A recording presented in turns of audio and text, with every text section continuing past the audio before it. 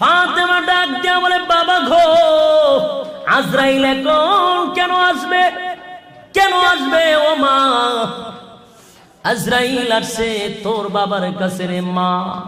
ফাতেমা ডাক দিয়া বলে, বাবা গো, ৩-৪ দিন হয়ে গেল আপনার শরীরে প্রচন্ড জ্বর, আপনার বুকে দারুণ ব্যথা, এখন কেন আজরাইল আসবে আমার বুঝার আর বাকি নাই। আপনাকে নেওয়ার জন্য আসছে না, আমি দরজা খুলবো না, আমি দরজা খুলে দিব না, আজরাইলকে আসতে দিব না। আল্লাহর নবী ডাক দিয়ে বলে, মারা ও মা, দরজাটা খুলে দে। এটা এমন একজন ফেরেশতা, পৃথিবীর কারো কাছে সে কোনোদিন অনুমতি চায় না, কারো কাছে অনুমতি চায় না।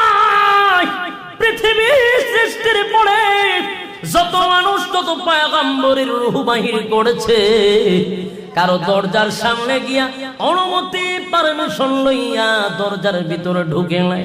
এটা তোর আব্বার বড় সম্মান রে, তোর আব্বাকে আল্লাহ বড় মর্যাদা দিয়েছে। আমি নবীর সম্মানার্থে আজরাইল আমার কাছে অনুমতি চায়, ও মা দরজাটা খুলে দে, আজরাইলকে ঢুকতে দে।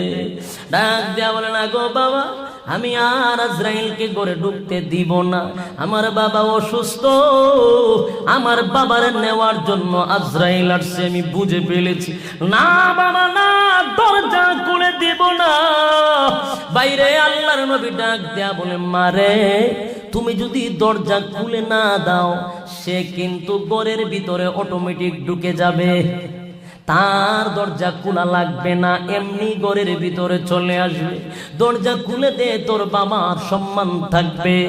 ফাতেমা দরজাটা খুলে দিল, আজরাইল নবীর সামনে এসে বসে গেল। আল্লাহর নবীকে সালাম দেয়, নবী গো, আল্লাহ আপনাকে সালাম দিয়েছে।